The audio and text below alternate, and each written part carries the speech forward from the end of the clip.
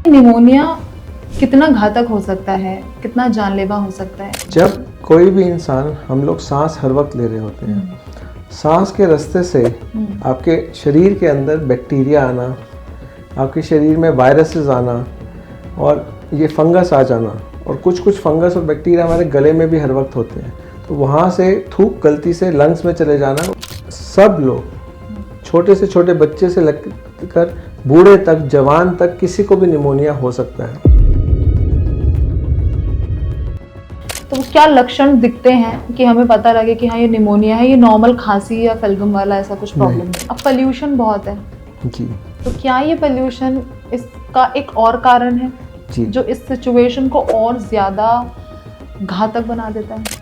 तो sir already अगर किसी को एज्मा प्रॉब्लम हो, जी, उसकी सांस फूलती है जब उसके ये मौसम ट्रांजिशंस आते हैं, सीजन जब चेंज होता है, जी, पोल्यूशन उसमें और ज़्यादा एक अपना योगदान दे देता है।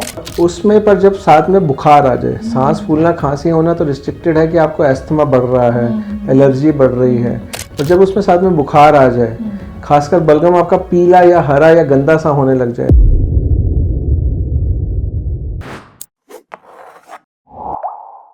एक बीमारी जिसका नाम है निमोनिया। इंडिया में 2015 के अंदर इस बीमारी से तकरीबन 2 लाख बच्चों की मौत हुई। ये आंकड़ा कम जरूर हुआ लेकिन खत्म नहीं हुआ। 2022 और 23 की बात करें तो गिनती कुछ हजारों में रह गई, लेकिन खत्म होने का नाम नहीं ले रही।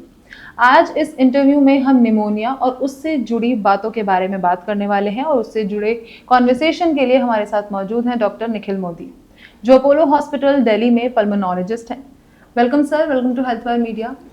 सर, सबसे पहला सवाल, जैसा मैंने अपने इंट्रो में कहा कि इस बीमारी से इतने बच्चों की मौत हुई है, पहले के आंकड़े ज़्यादा थे, अब के आंकड़े कम हैं, लेकिन खत्म नहीं हुआ है। तो अगर मैं बात करूं कि ये निमोनिया कितना घातक हो सकता है, कितना जानलेवा हो सकता है, इस पर आप क्या कहेंगे? देखिए, निमोनिया जब हम बात करते हैं तो निमोनिया एक इन्फेक्शन की बात कर रहे हैं हम। तो लंग्स में जब इन्फेक्शन आता है, किसी भी प्रकार का है, चाहे वो बैक्टीरिया से हो, चाहे वायरस से हो, चाहे ट्यूबरकुलोसिस का हो, या फंगस, फफूंद जिसको हम कहते हैं, इन सब चीज़ों के इन्फेक्शन जो लंग्स में हो जाते हैं उसको हम निमोनिया कहते हैं। अब इन्फेक्शन जब आ गया तो वो घातक भी हो सकता है, आराम से ठीक भी हो सकता है। अब इसमें फैक्टर्स आते हैं कि किस एज ग्रुप में हो रहे हैं। बच्चे जैसे ज़्यादा प्रोन माने जाते हैं इसमें, क्योंकि उनकी इम्यूनिटी अभी डेवलप नहीं हुई, तो उनको जब निमोनिया होगा तो उनको सिम्टम्स जल्दी आते हैं। लंग्स छोटे हैं तो उसमें निमोनिया होने से ऑक्सीजन जल्दी गिर सकती है, तो इसलिए जानलेवा टाइम से सही ट्रीटमेंट ना मिलने के कारण हो सकता है।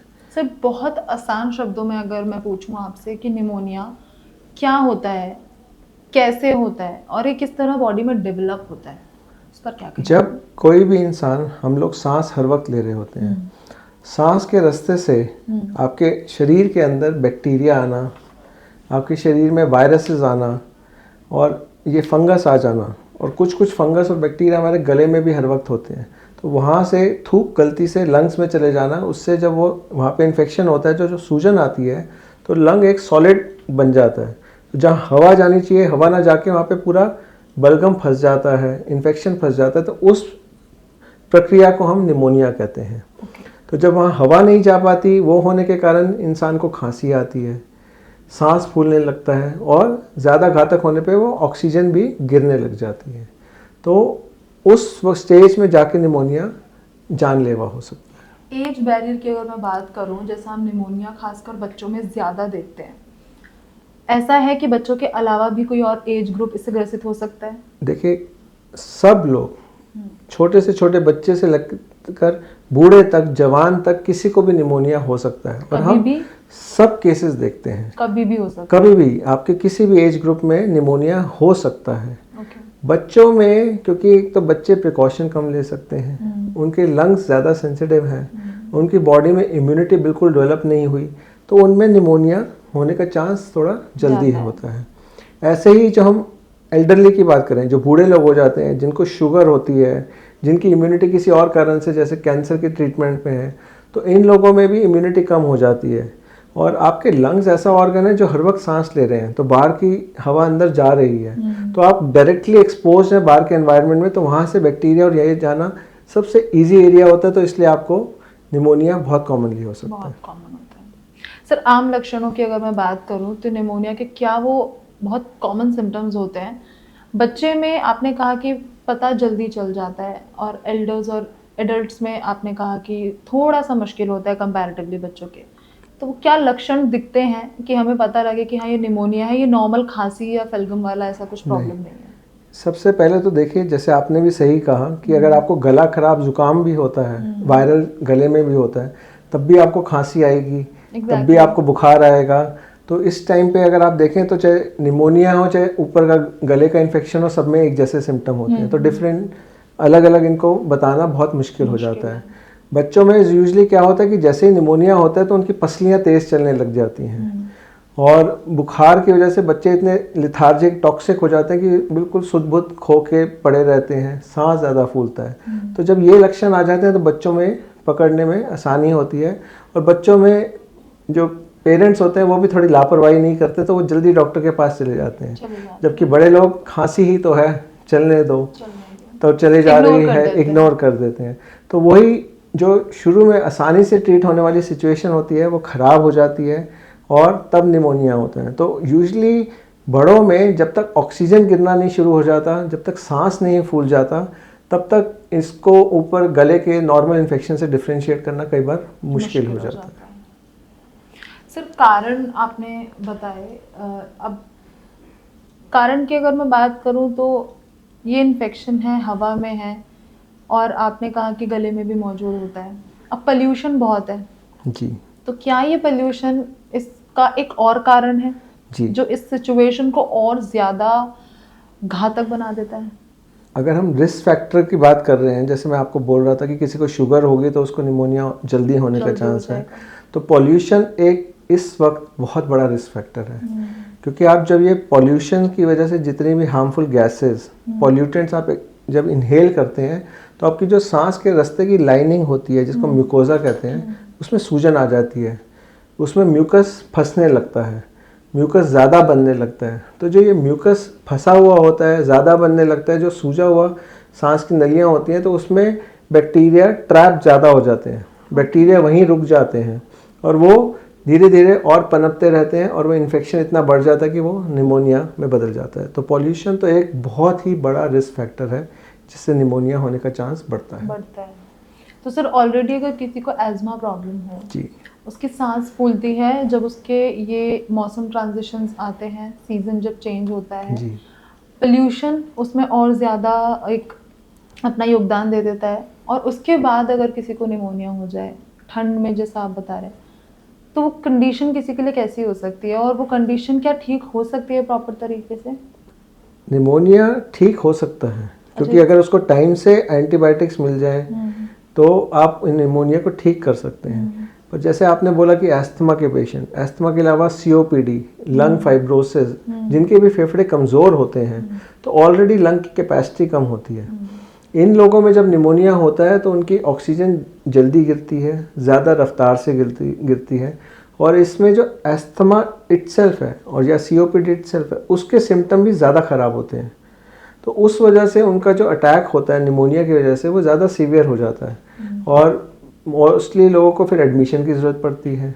कई लोग सीधा हमारे पास आईसीयू में आते हैं, इतने ज़्यादा ख़राब हो जाते हैं, वेंटिलेटर तक पहुंच जाते हैं। तो रिकवरी भी ज़्यादा डिले होती है। अगर नॉर्मल केसेस में हम कहें 5 से 7 दिन का हम दवाई देंगे तो बहुत अच्छे से निमोनिया ट्रीट हो जाता है। मोस्टली लोगों में शुरू में अगर निमोनिया पकड़ में आ जाए तो ओपीडी में ही ठीक हो जाता है, पर ऐसे केसेस में एक तो ट्रीटमेंट भी लंबा चलता है, आईसीयू में और हॉस्पिटल में रहने की ज़रूरत का टाइम भी लंबा रहता है, तो दिक्कतें ज़्यादा आती हैं। सर कुछ लोग कहते हैं कि इस सीज़न में ना उनकी तबीयत ख़राब होती है, उनका सांस फूलना, सांस ना आना, सोते वक्त सांस चढ़ जाना, बीच में नींद नहीं आएगी क्योंकि आपकी सांस रुक रही है। क्या ये भी निमोनिया के कहीं ना कहीं लक्षण हो सकते हैं? देखिए मोस्टली जो सीजन से रिलेटेड प्रॉब्लम होती है वो seasonal allergy, seasonal asthma, seasonal bronchitis की प्रॉब्लम होती है। सिम्टम वही हैं, और उसमें पर जब साथ में बुखार आ जाए, सांस फूलना, खांसी होना तो रिस्ट्रिक्टेड है कि आपको एस्थमा बढ़ रहा है, एलर्जी बढ़ रही है, पर जब उसमें साथ में बुखार आ जाए, खासकर बलगम आपका पीला या हरा या गंदा सा होने लग जाए तो वो ये निशानी है कि छाती में इन्फेक्शन हो गया है। तो वो आपको गाइड करेगा कि ये निमोनिया की तरफ आप जा रहे हैं। सर ये कोई कम्युनिकेबल डिजीज होती है कि कोई खांस रहा है या फिर कोई किसी भी तरीके से उसके थ्रू किसी के अंदर वो बीमारी चली जाए, निमोनिया? जी, निमोनिया जैसे मैंने कहा कि बैक्टीरिया से, वायरस से और टीबी के बैक्टीरिया से भी होता है। तो अब किसी को टीबी होता है तो दूसरे को टीबी फैलता ही ऐसे है कि वो खांस दे और सांस पास वाला सांस में उसको इनहेल करे बैक्टीरिया को। वायरसेस का तो हम वैसे ही देखते हैं, हमने कोविड में भी देखा कि किसी को वायरल इन्फेक्शन है, उसने खांसी करी, छींका, दूसरे को हो गया। तो वायरल का निमोनिया भी इससे फैलता है। तो ये एक तरह का कम्युनिकेबल डिजीज ही कहा जाएगा। ओके सर, इसके कोई टाइप्स होते हैं? टाइप्स में तो हम जो टाइप ऑफ बैक्टीरिया की अगर हम बात करें कि अगर वो बैक्टीरिया की वजह से है, वो फंगस की वजह से है या वायरस की वजह से है, तो उसके हिसाब से हम अलग अलग टाइप बोलते हैं। बाकी अगर हम मेडिकली बात करें तो एक ब्रोंकोनिमोनिया जिसमें सांस की नलियों में स्प्रेड आउट निमोनिया एक अलग होती है। एक लोबार निमोनिया मतलब एक हिस्से में ही ज़्यादा डेंस निमोनिया हो गया, बाकी लंग नॉर्मल है। बट वो मेडिकल चीज़ें ज़्यादा है। अभी ज़्यादा अगर हमें फोकस करना है, आम जनता को अगर जागरूक करना है, तो हमें बोलना चाहिए कि बैक्टीरिया से होने वाला निमोनिया या वायरस से होने वाला निमोनिया या टीबी का निमोनिया, ये अलग अलग तरह के निमोनिया हम कॉमनली देखते हैं। सर अब आपने हमें टाइप्स बताए, सिम्टम्स बताए, कारण भी बताए। सर अगर हमें पहचान करनी हो तो कोई टेस्ट होते हैं इसके लिए? सबसे पहले तो निमोनिया आपके नॉर्मल एक छाती के एक्सरे कराने में ही दिख जाता है। अच्छा। एक्सरे में निमोनिया बिल्कुल क्लियर कट डिफाइन होता है और उसमें दिख जाता है। कई बार अगर एक्सरे में ना दिखे तो हमें सीटी स्कैन की जरूरत पड़ती है, पर मोस्टली एक्सरे में निमोनिया जैसी लक्षण सामने दिख जाते हैं। और उसके अलावा कई बार फिर हम उसमें बलगम का टेस्ट कराते हैं, स्पूटम का टेस्ट कराते हैं, ताकि हमें पता लगे कि वो बैक्टीरिया की वजह से है, वायरस की वजह से है, टीबी की वजह से है। तो ये कॉमन टेस्ट होते हैं, वो पर डॉक्टर की देख रेख में ज़रूरत के अनुसार ही कराएं तो ज़्यादा बेहतर है। बिना बात के हर किसी को एक्सरे या सीटी नहीं कराना चाहिए, उसका नुकसान भी होता है। सर जानलेवा हो सकता है निमोनिया? निमोनिया बिल्कुल जानलेवा हो सकता है। अगर टाइम से इसका इलाज ना मिले तो लंग्स में इतना ज़्यादा फैल सकता है कि ऑक्सीजन आपकी ड्रॉप कर जाएगी। ऑक्सीजन ड्रॉप करने लग गई तो आप वेंटिलेटर तक पहुंच जाते हैं। हमने कोविड के निमोनियाज़ में देखा है कि क्या हालत हुई थी। वायरल निमोनिया में हम स्वाइन फ्लू में ऐसा देखते हैं, बैक्टीरिया के निमोनिया में भी ऐसा हो सकता है, और टीबी के निमोनिया में या फंगस के निमोनिया से भी जान तक जा सकती है। सर तो अब इसके इलाज की बात कर लेते हैं। इसका इलाज क्या है फिर, और कितना समय लगता है किसी पेशेंट को ठीक होने में प्रॉपरली, चाहे वो बच्चा हो या बूढ़ा हो? देखिए, अगर हम जो आम तौर पे नॉर्मल निमोनियाज़ होते हैं, अगर वो टाइमली पकड़ में आ जाएं, टाइमली आप डॉक्टर की सलाह ले लें, तो 5 से 7 दिन का एंटीबायोटिक्स नॉर्मल बैक्टीरियल निमोनिया में, वायरल निमोनिया में भी एंटीवायरल, पर जैसे टीबी के केसेस में हमें पता है कि टीबी का इलाज कम से कम 6 महीने का होता है, क्योंकि वो स्लो चलने वाला बैक्टीरिया होता है और स्लोली ही दवाइयों का उस पर असर होता है। तो डिपेंडिंग ऑन कौन से टाइप का निमोनिया है, ट्रीटमेंट की ड्यूरेशन बदल सकती है और उसी हिसाब से इम्प्रूवमेंट भी बदल सकती है। जैसे टीबी की इम्प्रूवमेंट महीनों में आएगी, बैक्टीरिया का होगा, वायरस का होगा, 5-7 दिन में आप देखेंगे बुखार बिल्कुल ठीक होगा। खांसी थोड़े दिन बाद में भी जो अंदर सूजन रह जाती है उसकी वजह से रह सकती है, बट आमतौर पे 7 से 10 दिन में नॉर्मल बैक्टीरियल निमोनियाज ठीक हो जाते हैं। ओके। बच्चों के लिए भी सेम ये प्रोसेस रहता है? बच्चों के लिए भी सेम प्रोसेस रहता है। न्यूमोकॉकल एक वैक्सीन होती है जी, वो इसमें किस तरह से काम करती है? न्यूमोकोकल वैक्सीन जो होती है वो एक तरह का बैक्टीरिया होता है, स्ट्रेप्टोकोकस निमोनिया बैक्टीरिया होता है जी। ओके। उसके ही प्रोटीन से बनी हुई एक वैक्सीन है। तो वो लगाने से आपको बॉडी इम्यूनिटी डेवलप कर लेती है उस बैक्टीरिया के अगेंस्ट। आमतौर पे जो हवा में होने वाले निमोनियाज होते हैं वो 70 से 80% केसेस में इसी बैक्टीरिया से होते हैं। तो आप इसकी वैक्सीन ले लेते हैं तो एक तो या तो आपको निमोनिया होगा नहीं, अगर आपको निमोनिया हो भी गया तो उसकी सीवियरिटी इतनी नहीं होगी कि जानलेवा हो। पर ये वैक्सीन यूजली हर किसी को हम रेकमेंड नहीं करते। ये यूजली 65 से ऊपर एज वाले जिनकी इम्यूनिटी खुद से ही लो है, जिसमें ये सीवियर कॉम्प्लिकेशन कर सकते हैं, सिर्फ उनको ही बोली जाती है। जैसे कोई 65 से ऊपर हो, मतलब सबके लिए नहीं है, सबके लिए वैक्सीन नहीं है। जिनके लंग्स पहले से ही वीक हों, जिनकी किसी रीजन से इम्यूनिटी लो हो, जैसे मैंने बताया शुगर के पेशेंट होते हैं या एल्डरली 60 या 65 से ऊपर की उम्र वाले, तो इन लोगों में ही ये रिकमेंडेशन है, जो वर्ल्ड ओवर रिकमेंडेशन ये फॉलो होती है। सर अब मौसम बदला, पोल्यूशन तो चल ही रहा है, आपने उस पर बात की, सर्दियां जैसे आ रही हैं तो क्या सर्दियों में निमोनिया के केसेस बढ़ते हैं? हम पहले भी देखा करते थे कि फ्लू सीज़न यूजुअली सर्दियों में आता है, और इसी तरह से हर तरह के इन्फेक्शन जो होते हैं वो खासकर लंग्स से रिलेटेड वो सर्दियों में बढ़ते हैं। इसके कारण होते हैं, सर्दी में एक तो ठंडी हवा की वजह से आपकी जो अंदर एयर होती है वो ड्राइनेस करती है, म्यूकस ज़्यादा बनने लगता है आपको, तो उसमें बैक्टीरियाज और वायरसेस ट्रैप होते हैं। तो ये मौसम इसलिए इन्फेक्शनों, लंग्स के खासकर इन्फेक्शनों के लिए ज़्यादा प्रोन माना जाता है। सर्दियाँ जी सर ऐसा है, मतलब ये मिथ है या रियलिटी, ये आप बताइएगा। कैसा होता है कि नवजात बच्चों को निमोनिया बार बार होता है अगर उनको एक बार हो गया तो, क्योंकि उनके लंग्स इतने वीक हो जाते हैं उससे?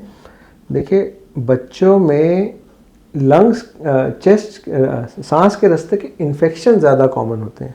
अच्छा। क्योंकि जब बच्चा पैदा होता है तो उसके अंदर कोई भी एंटीबॉडीज या इम्यूनिटी नहीं होती। पहले 6 महीने एंटीबॉडीज जो उसको मिलती है अपनी मदर से मिलती है, तो वो थोड़ा टाइम बचा रहता है। जैसे जैसे वो एनवायरनमेंट को एक्सपोज होता है, अलग अलग बैक्टीरिया और उसकी वायरसेस उसकी बॉडी में जाते हैं, तो उसकी वजह से उसको रेस्पिरेटरी इन्फेक्शंस कॉमन होते हैं। बट मोस्टली ये रेस्पिरेटरी इन्फेक्शन या तो गला खराब, जुकाम या अपर रेस्पिरेटरी ब्रोंकाइटिस वाले होते हैं। निमोनिया सब नहीं होते। 3 से 4 साल में इन्फेक्शन होना, ऐसे अगर आप देखें तो बच्चों में दस्त भी जल्दी लगते हैं क्योंकि उनका पेट की भी इम्यूनिटी कमजोर होती है। तो ये इन्फेक्शन एटमॉस्फेयर और एनवायरनमेंट के एक्सपोजर की वजह से कॉमनली देखे जाते हैं, क्योंकि उनमें एंटीबॉडीज नहीं है। धीरे धीरे जैसे जैसे वो डेवलप होते हैं तो ये नंबर ऑफ इन्फेक्शंस कम होते जाते हैं, पर सारे इन्फेक्शन निमोनिया नहीं होते। सर अब किसी एडल्ट को अगर निमोनिया होता है तो क्या ऐसा है कि उसके फेफड़े उसके बाद कमजोर हो जाते हैं? हर निमोनिया के बाद फेफड़ा कमजोर हो ज़रूरी नहीं है। अच्छा। क्योंकि मोस्टली जैसे आपके बैक्टीरियल और ये सब होते हैं तो ये डैमेज नहीं छोड़ते हैं, पर जैसे बिगड़ा हुआ निमोनिया हो जाए, एक निमोनिया के बाद लंग्स में सूजन वाली कंडीशन, बिगड़ा हुआ निमोनिया मतलब कि जब ऑक्सीजन ज़्यादा गिर गई हो आपकी, ऐसा हो जाए जिसमें अंदर बिल्कुल लंग गल गया और पस की तरह कन्वर्ट हो गया, जिसको हम लंग एब्सेस जैसा कहते हैं। वायरसेस में जब निमोनिया करता है तो वो पूरी सांस की झिल्ली जिससे ऑक्सीजन फिल्टर होती है उसमें वो असर करता है, जिससे लंग्स में बाद में फाइब्रोसिस या सिकुड़न छोड़ देता है। और टीबी का इन्फेक्शन जब हील होता है तो वो स्कार छोड़ देता है। तो इन केसेस में होता है, पर हर निमोनिया लंग्स को डैमेज छोड़ के जाए कोई ज़रूरी नहीं है। कंडीशंस हैं सबकी। जी सर निमोनिया के आपने इलाज तो बताया, लेकिन अगर हम एक आसान कुछ देसी घरेलू नुस्खे जो आजकल यूजुअली लोग पहला प्रेफर करते हैं कि कोल्ड जुकाम हो रहा है या खांसी हो रही है तो दवाई नहीं लेते, काढ़ा पी लिया या फिर घर में दादी नानी के नुस्खे आजमा लिए, क्या आप उनको रेकमेंड करेंगे? देखिए, इसमें ये मैं कहूँगा कि prevention is better than cure. हाँ। तो हमें प्रिवेंशन करनी है कि हम निमोनिया तक पहुँचे ही ना। तो अगर आपको सांस की कोई दिक्कत है, जैसे एस्थमा, सीओपीडी, अपनी दवाइयाँ टाइम से रेगुलर लीजिए ताकि लंग्स हेल्दी रहें। अगर आपको मौसम चेंज होने के साथ आपको पता है प्रॉब्लम होती है तो आप उसकी प्रिकॉशन पहले ही लें। बाहर ऐसे पॉल्यूशन टाइम में निकले तो मास्क लगा के निकलें, जिससे आपको एक्सपोजर टू बैक्टीरिया और वायरसेस भी कम हो जाए। और घरेलू नुस्खे, अगर हम जो खांसी और ये जो होते हैं, जो आपको इरिटेंट सिम्टम्स होते हैं, डायरेक्ट ठंड से एक्सपोजर हो गया, पॉल्यूशन से हो गया, तो आपने काढ़ा पी लिया तो गला सूद हो गया, स्टीम ले ली नाक खुल गया, बलगम फंसा नहीं, ये मेरा सवाल था, से वो साफ हो गया, तो ये सारे नुस्खे आपके सिर्फ सिम्टम्स कंट्रोल कर रहे हैं, पर एक बार निमोनिया अंदर लंग्स में बैठ गया तो उसको वो ठीक नहीं कर सकते। बट प्रिवेंट तो कर रहे हैं शुरुआती चीजों से। शुरुआत में सर ये लास्टली, ये मैं आपसे पहले पूछना भूल गई, आपने कहा कि स्टीम और नेबुलाइजर जो लेते हैं, इस कंडीशन में जिनको स्टार्टिंग सिम्टम्स होते हैं या बैक्टीरियल निमोनिया, अगर वायरस वाला निमोनिया है, तो क्या उसमें ये काम करता है? स्टीम और नेबुलाइजर कितना इफेक्टिव है? देखिए, नेबुलाइजर तो दवाइयाँ बेस्ड होता है। हाँ। और वो दवाइयाँ जिनको एस्थमा, एलर्जी या ऐसी कोई चीज़ है जिससे उनको सांस की नली में दबाव हो रहा है, म्यूकस को क्लियर करने में मदद मिल रही है, तो उन लोगों में चाहिए। हर किसी को नेबुलाइजर की जरूरत नहीं। पर अगर आपको मौसम की वजह से ऐसे लग रहा है कि बलगम आपका फंसा हुआ रहता है, चिपका चिपका बलगम बन रहा है, नाक बंद रहती है, तो सादी स्टीम जो है वो उसको पतला कर देती है और उसको क्लियर करने में हेल्प करती है।